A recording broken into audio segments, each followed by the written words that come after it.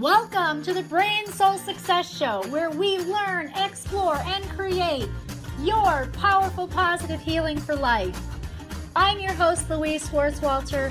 I'm the creator of a 5-part mind, body, soul methodology that clears the subconscious blocks to success.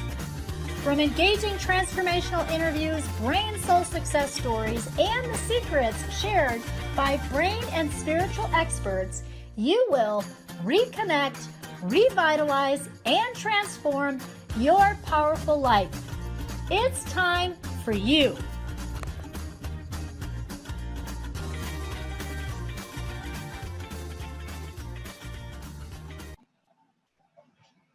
Hello, today we're going to talk about the brain system and each one of its components and how it can help you transform your life. So brain stands for body, release, align with spirit, integrate, and put in a new program. It's a 5-part methodology that helps release subconscious blocks and transform your life. Why all those pieces? Okay, so how I discovered that was I was a special education teacher working with kids with dyslexia. And what we did with our children, with those kids, to help change their brain and help them learn to read, write, and spell was using a multi-sensory program. So we did what you say, with what you hear, with what you write, with what you see, all at the same time. And when you did that, it actually locked into their brain.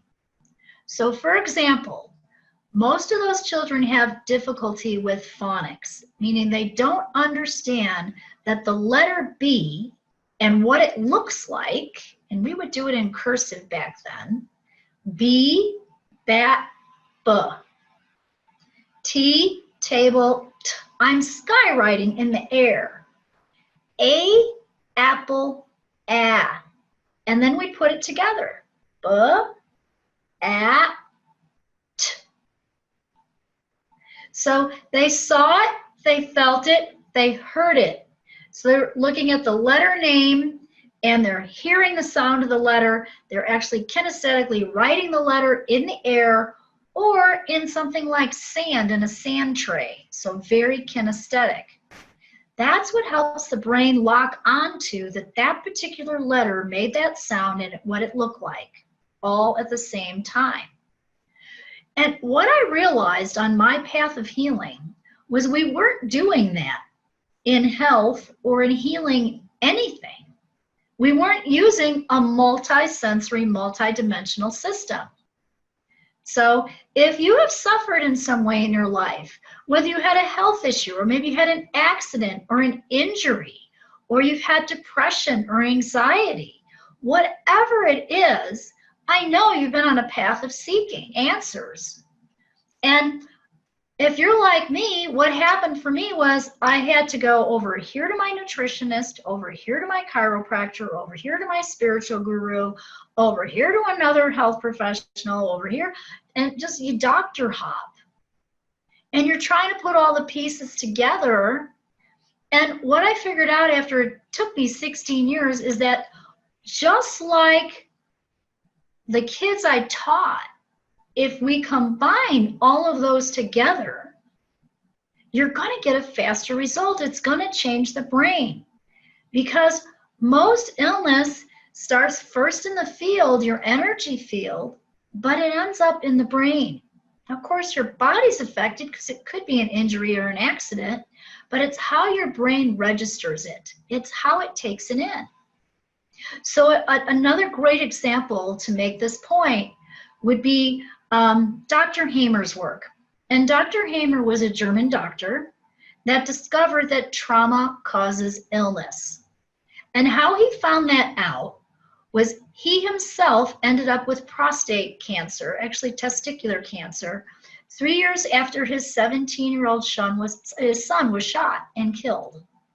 And the trauma, his hypothesis was the trauma caused his illness because before that he was healthy. He didn't have anything like cancer growing in his body. What he did is he started treating himself for the trauma and working on that. And his cancer went away. He was a medical doctor working with patients, mostly breast cancer at that time. So he started treating his cancer patients and working with finding out where their trauma was. What was it? And helping them clear that. The coolest thing he did, though, is he took pictures of their brains before the trauma treatment and after.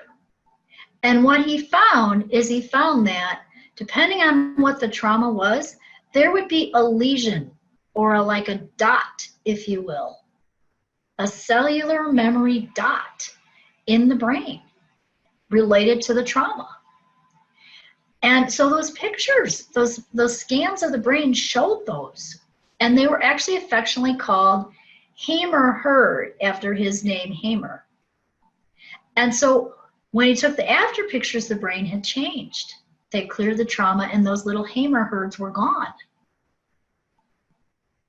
So you too have cellular memory of the trauma that has occurred in your life. Even if it was something at age 3 and you took some energy on from your parents and, you know, they were maybe fighting and you had to go hide under your bed, you know, how you remembered that, the memory of that and the emotions of that, that's what gets stuck in the brain. Okay? And that has to be cleared for you to be whole and for you not to create some kind of dis-ease later. I have a hypothesis, and I actually think I'm right on. And yet to prove it, the medical profession may not, I'm going to say this on air, it may not be looked upon favorably because I know that part of Alzheimer's is that. Okay? And yes, there's amazing people doing amazing work with our people with dementia and Alzheimer's. That's a brain issue, right? But the piece that they're not clearing is the traumas that get stuck in the brain and the soul, those cellular memory dots. Why? Because they have no memory now, or their memory is depending on where they are in the process of that disease, can remember that so it can be brought up to be cleared. And yet you can do it on an intuitive level, and you can use neurobiofeedback. So there are other ways sort of in that doorway. So when I've worked with people with brain-soul balancing and they have some kind of cognitive delay, they improve. But it's not one thing. That's the trauma piece. That's the releasing piece of the brain system.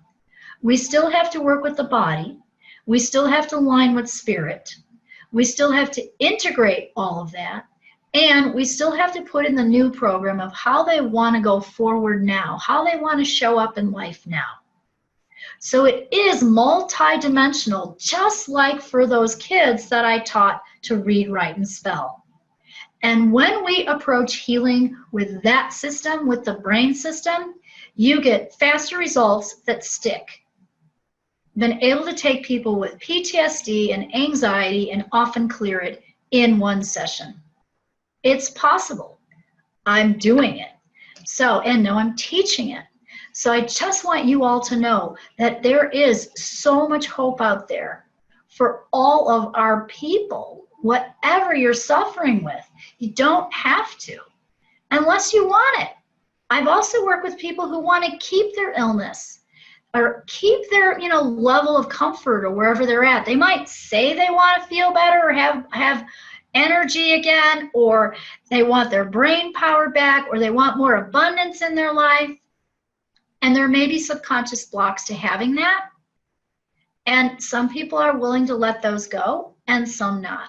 Some people want to stay in their comfort zone. I hope that isn't you. I hope you're here because you're saying to yourself, I do want and I can have that powerful, positive healing for my life.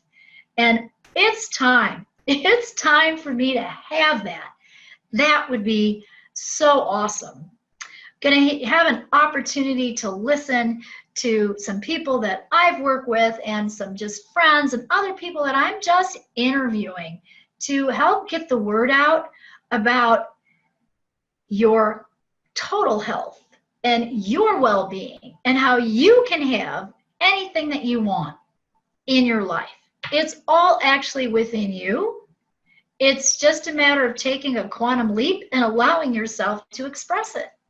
It's that simple.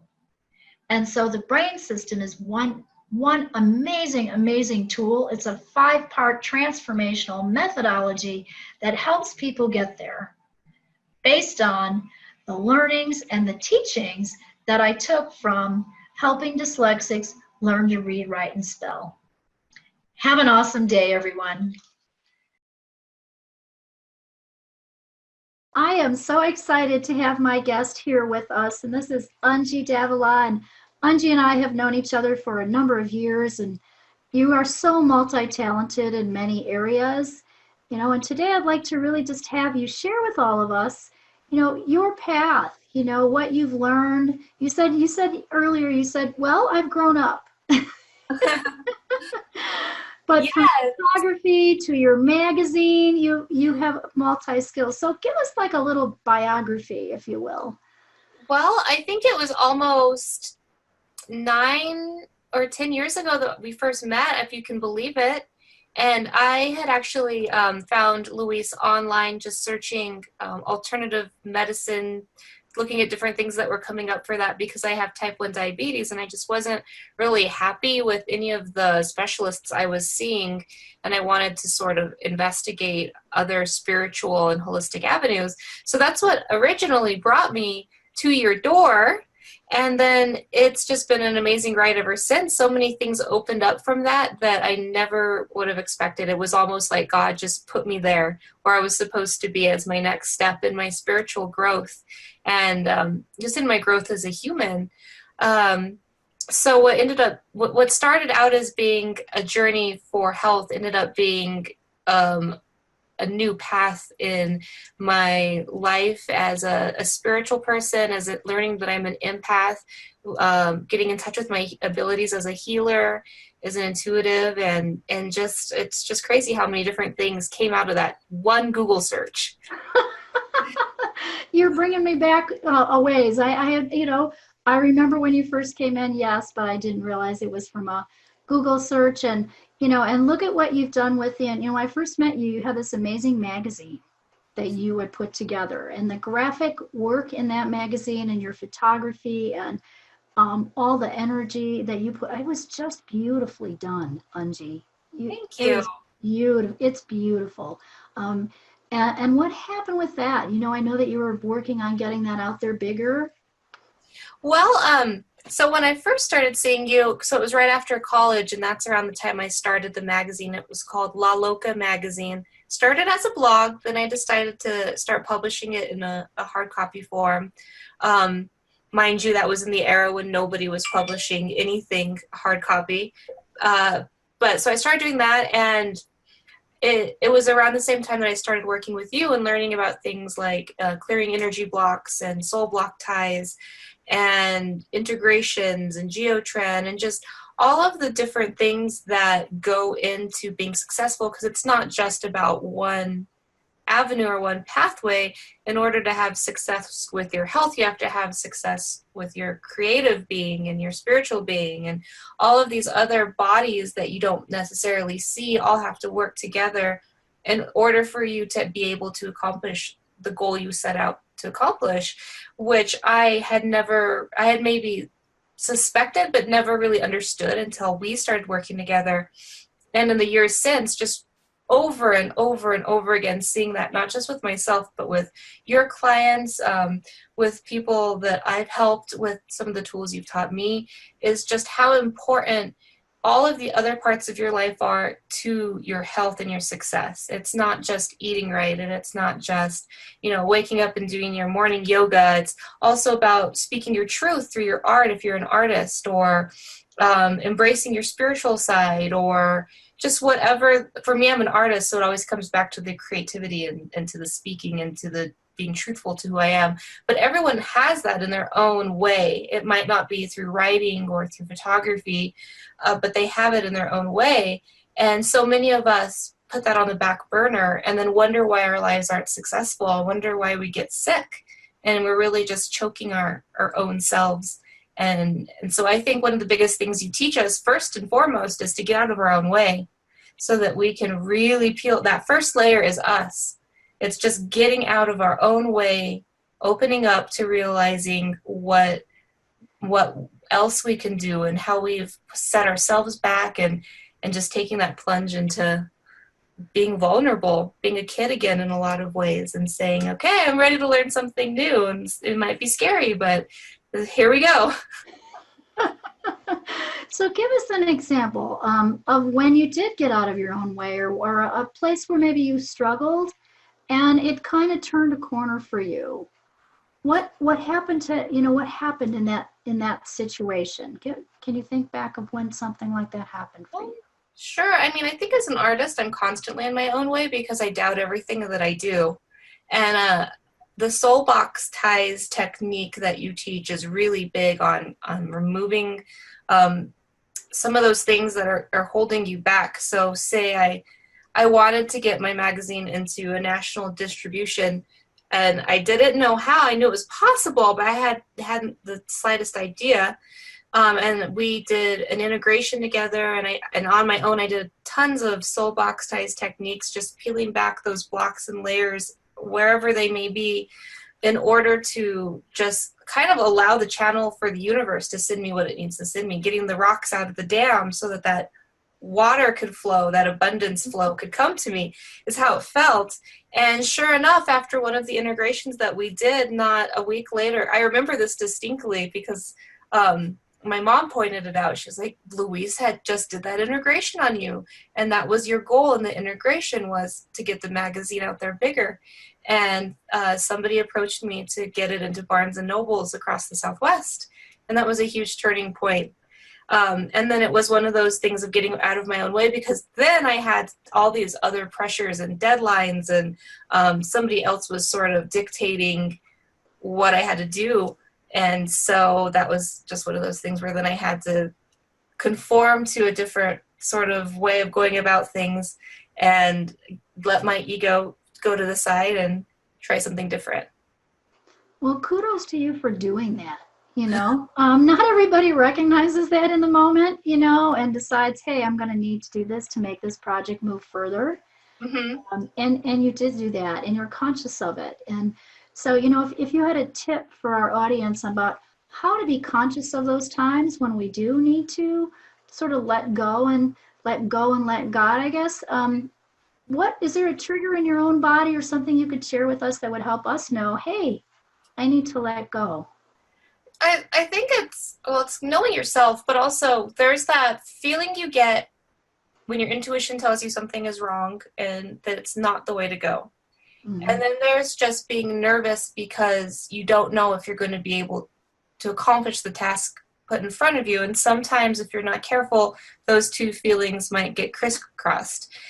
But, just being really clear with what your heart is telling you to do and not your fear factors. That for me is when I know, okay, this is the right path and this is a challenge, but it's not something that's negative. It's just the next step. Got it. Great. Yeah, it totally makes sense. Great advice. And as an empath, how do you sort of stay in your lane? How do you stay on track? And not let everything outside kind of how to filter in. I think you have maybe a different way of doing that.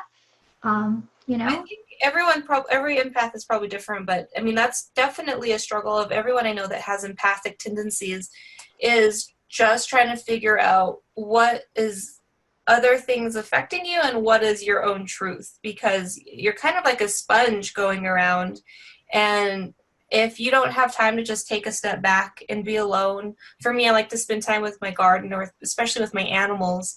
And it's in those moments where I fill the sponge back up with my own life force and sort of pushes out whatever I've been collecting.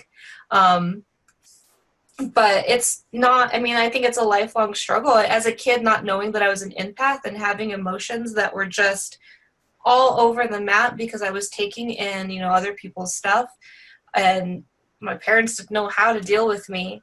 If people had known about empaths back then, I think that it would have been a whole different journey. So I like to talk to parents a lot about empathic children, because I think if more people were aware of empathic tendencies in children, that kids would have a lot more of a healthy childhood.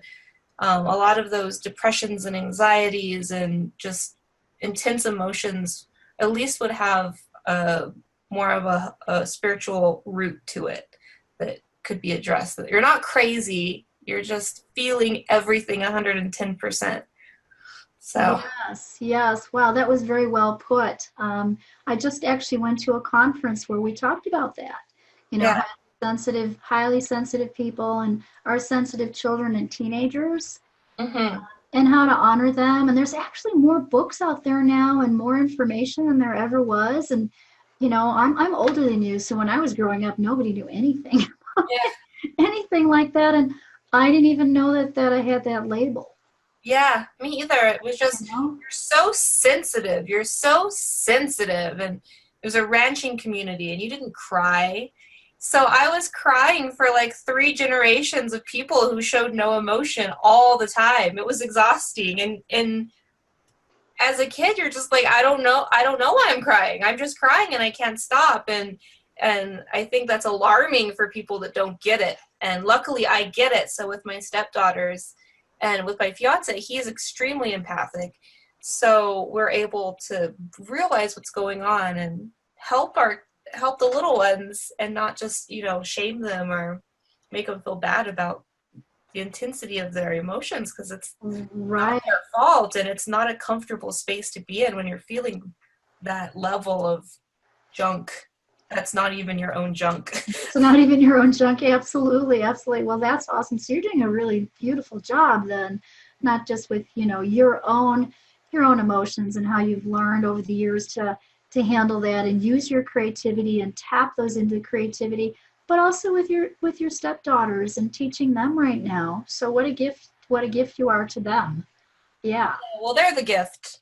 They're the real gift. I'm just on the receiving end of that. That's how I feel. That's really profound. That's really neat. Yeah, it's really neat. Well, when I think about how much you've helped me, so I also want to help everybody see that, we're here together, and, there's a collective consciousness between like you and I and us and all of you out there, Mhm. and we're all really one. And so we create a dance between us. We give and receive, and Angie's been such a gift for me in my business too. You've helped me with my events and with the photography and the videos and everything that we've created and the social media. And as a creative person, gosh, on a scale of 1 to 100, you're like 115. I mean, as a creativity. I mean, like, oh my gosh, you have the most creativity of anyone I've ever met, and the ability to tap into. You use your intuition to tap into that, don't you? Yeah, I try. I really try to honor that. It's hard sometimes because you're taught that you need to be logical about things. Mhm. But I make a conscious effort during the day to listen to the intuition, because when I don't, terrible things happen. I trip and fall, or I end up, just when I probably shouldn't take this road, but it's the faster road, so I'm going to do it anyway. And then you end up something happening. That's like classic me when I don't listen to my intuition. You don't listen. And that's the same thing with art or creativity, especially with when I do my photography. If I try to control it too much and set out, I have an overall vision, but if I like, oh my God, we don't have, this prop or whatever, then everything just goes awry. But if I just let it happen organically and just sort of channel the creativity, nothing ever goes wrong. It's always just completely seamless. So I think that's a good example of how I use my intuition when I'm doing art. It's really just letting myself be a channel for creator to create. Wonderfully, wonderfully said. Absolutely. Yeah, yeah. So again, it's getting out of our own way, isn't it? It really is. And allowing. Yeah, It's an allowing, and things flow better. Things flow better when we can do that. absolutely. Yeah, but you've seen me have the opposite effect too on you and everyone around me, right? Because I mean, I know that I can get, kind of type A, and definitely in a place where I'm really sort of pushing. Um, Yeah. that doesn't work, and so when I relax and let go Hmm. is when things do flow. Absolutely. And we're actually, our birthdays are one day apart. So we're so super similar like that. I get real like manic and I need everything to be just exactly so. And I stress everybody out. And then I stress myself out. And then I just have to just let go and realize like I can't micromanage every single detail. It's no fun and nothing is really creative, you know? And I don't know why the pendulum swings like that for me, but it does. I think it does for everybody. You know, I think it's a constant learning and an honoring and an awareness of being in that flow. You Yeah. know, being in that flow. And I don't think we can, as humans, I'm not really sure we can do it 100% of the time, but we strive to. Mm-hmm. You know, Exactly. Yeah. Well put. so we strive to kind of get back there. Yeah. So you know, with your amazing creativity and intuition, you have accomplished so many things in your young years too. You know, everything from the magazine to your amazing business. So tell us, give us a tip, and maybe for the entrepreneurs out there, what are a couple tips or suggestions that you have for creative entrepreneurs to be able to continue to succeed, or what have been some seeds for success for you? You know, what's helped you succeed? Well, as an artist, you really just, for me, I have to constantly have a million irons in the fire because not every one of them is going to take off. So I just try to like chase as many opportunities as possible, learn as many skills as possible, so that I can rely on different things that are marketable. But it's also just if I'm not passionate about something, a project or an idea, and it doesn't go anywhere. I have to have that drive and that life force and that excitement pushing it. And if I don't have that, then nothing happens. And that's kind of why the magazine ended. It just sort of came to the end and it started feeling more like a pressure and a job than a creative outlet. And so I realized it's time to try something different. Mm-hmm. And so that's my path as an artist. I know everybody's a little bit different, but the practicality of it is that you've just got to really put yourself out there in as many ways as possible and see what sticks. Okay, and I can see a creative mind we need to do that, Yeah. right? We need to do that. We're always creating. With that creativity though, how do you stay focused on one passionate idea long enough to make it stick? So I think that's also a real challenge for a lot of the entrepreneurs that I know. Well, for me, it's the competitiveness, the challenge. I have a really hard time stopping anything before I see it through. So you know, whether that's just like yard work or creating a business, I will become like just fixated and obsessive about it until I feel like it's where it needs to be. And then the problem is continuing from there because then I'm ready for the next challenge and the next project.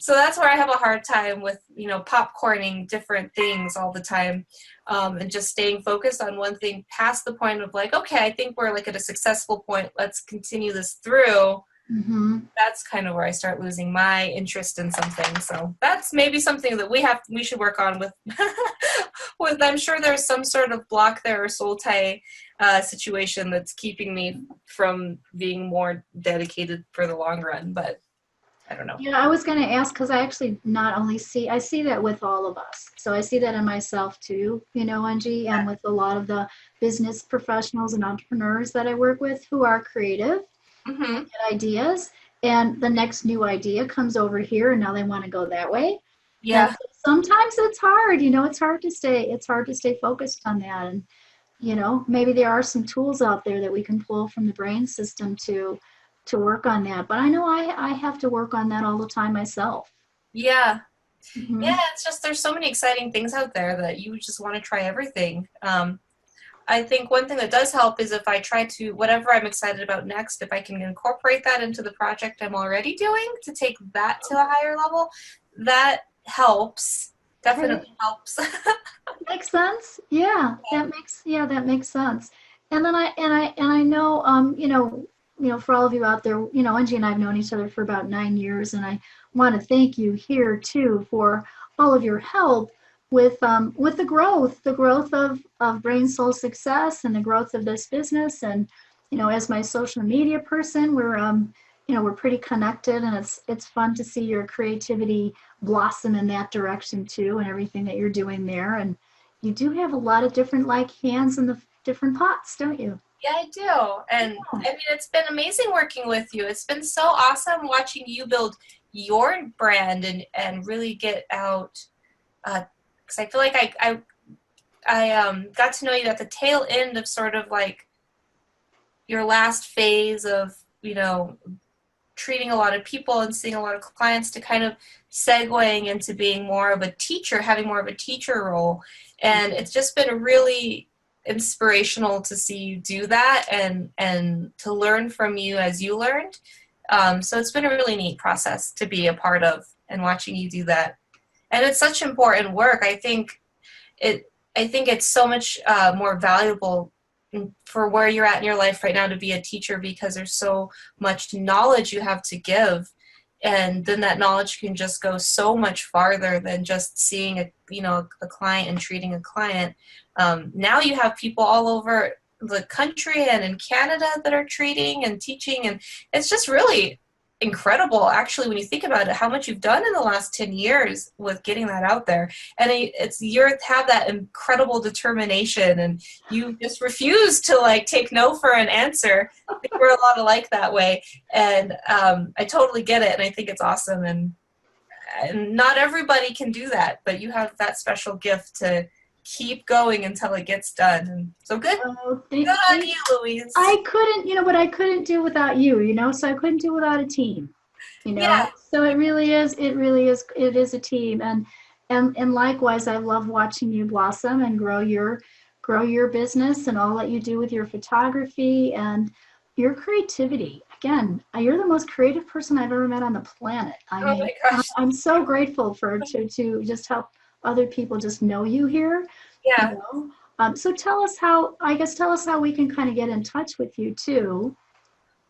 Well, my big, long, complicated name is my website. So it's unjipadavila.com, UNGELBAHDAVILA.com.